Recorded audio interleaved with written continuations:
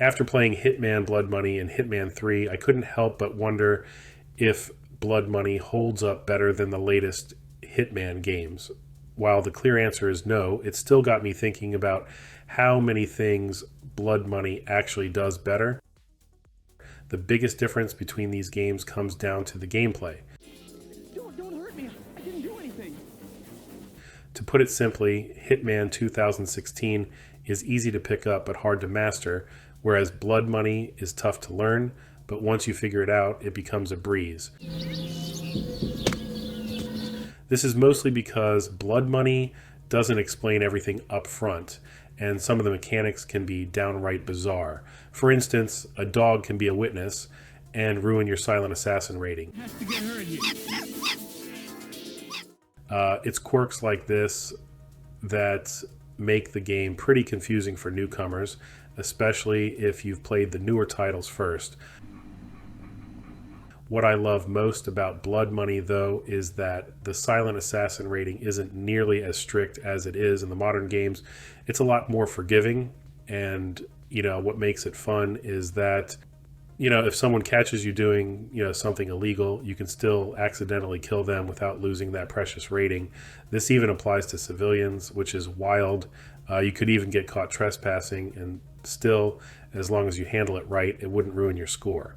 This wasn't always the case in the newer Hitman games either. I remember a short period around the release of Hitman 2 where you could get caught trespassing, get escorted out, and still keep your silent assassin status. Sadly, that was patched. It's stuff like this that makes me prefer Blood Money because it encourages more creativity and improvisation.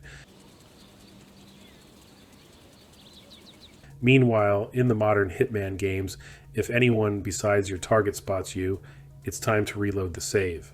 That's also why I really enjoy the Freelancer mode in Hitman 3, because it's not just about achieving the highest rating, it's about completing the tasks in whatever way works best. And if you're wondering why the silent assassin rating even matters, think about it. Without it, what's stopping you from just sniping your target and leaving? It would make the game way too easy.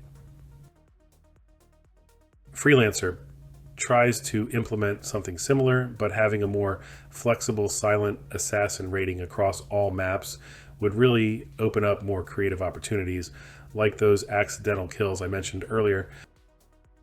Speaking of missed opportunities, let's talk about the human shield mechanic. This feature was supposed to be included in the new games, but it was scrapped for some reason. It's such a shame because the new games would really benefit from it. Take drowning someone, for example. You might lure them to the bathroom, but they won't look in the right direction. Or when you want to push someone over a ledge, you have to knock them out first. In Blood Money, you can just push people even if they see you. It's easily one of my favorite features, and it's one of the reasons why Death on the Mississippi is my favorite map in the game. The NPCs in Blood Money are also more fun to interact with. I love that you can disarm them and they'll pick up weapons from the ground, a detail that's still impressive today, especially considering this game is 17 years old. And let's not forget the animations. Sure, the modern Hitman games have some great animations, but Blood Money still holds its own. Finally, let's talk about syringes. In Blood Money, you can use them to poison food or people simultaneously, unlike the newer games where these are treated separately. At the end of the day, both games are fun in their own right, with strengths and weaknesses. Personally, I adore Blood Money for its weirdness and quirks, things you just don't see as often in the new games, but that's just my take. Feel free to drop your thoughts in the comments. That's it for me. See you next time.